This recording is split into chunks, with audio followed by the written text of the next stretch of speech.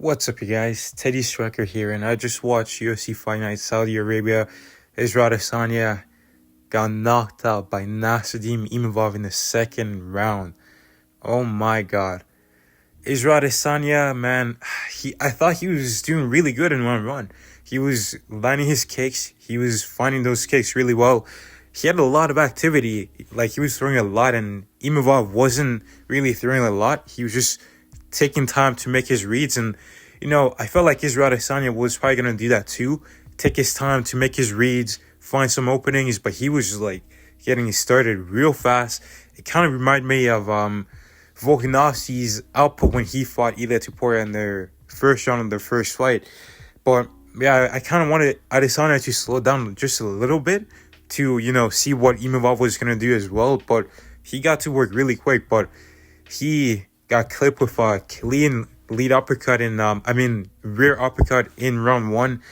And that was like very concerning for me because how can that, just land? Just a rear uppercut is pretty challenging to land, but it landed clean on the chin of Adesanya. And then in the second round, Imavov, early on, he just landed a clean 1-2 and knocked out Adesanya. And I want to kind of tell you guys why I think this punch landed so clean and why Israel Adesanya got knocked out. So first, in the first round, Imavov was looking for his jab. He was feinting with a jab, and he would get a reaction out of Adesanya where Adesanya would actually leave both hands and drop them away from his face and leave his face wide open. And Imavov was recognizing this pattern, and here, look at this example. Adesanya just completely... This is like the ending sequence of the fight, where Adesanya tries to parry the jab, but he leaves himself wide open to get hit by a clean right hand. And then in this clip right here, Adesanya tries to control Imavov's hand, but he again leaves himself wide open because he doesn't keep his left hand by his face. And here again, Imavov uses that feint again with a jab, and he gets a similar reaction from Adesanya. And this happened several times in this fight.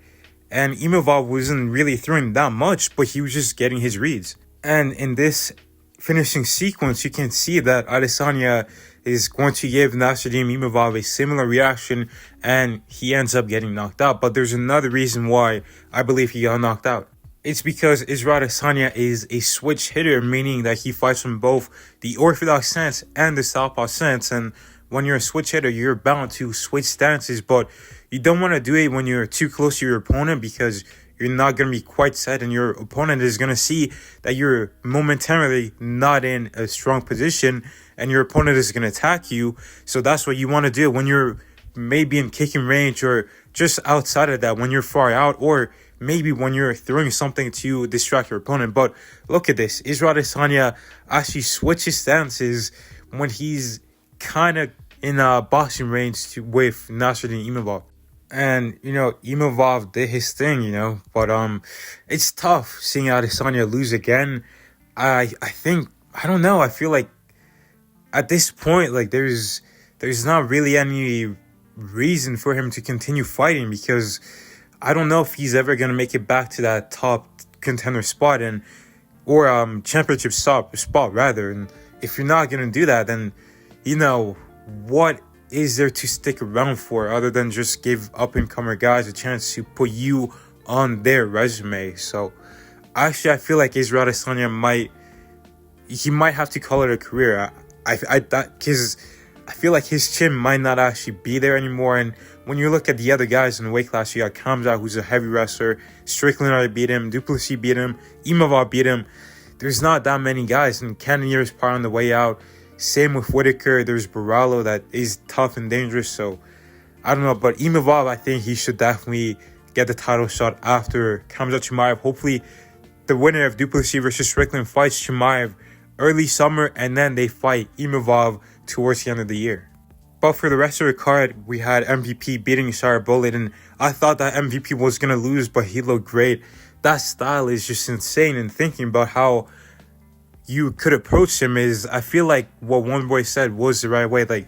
You got to be some type of pressure boxer because Bullet was struggling with his kicks. He wasn't really landing that much kicks, but he wasn't letting his hands go, and he just couldn't find MVP. I don't think he landed a single punch to MVP's face, but MVP is a generational talent. He's very fun to watch, and I look forward to his next fight. Then we had Sergey Pavlovich bouncing back with a big win over Rosenstruck, where he showed that he is well-rounded. He's not just a knockout puncher, and he did great. I thought he was going to lose this, but he did look pretty good in this fight. Then there was Said Nurmagomedov versus Vinicius Oliveira, and early on it looked tough for Vinicius Oliveira.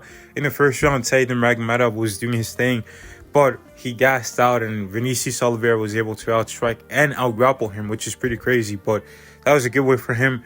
I'd like to see someone in the top 15 before he fights Umar, but I look forward to his rise. And then we had Faraz EM beating Mike Davis in a good fight, and again, it looked a bit shaky a little bit at first, but he was able to come back, outgrapple and outstrike his opponent, and I would also like to see him go up against someone in the top 15 of the lightweight division. He's on a 5-fight win streak in the UFC.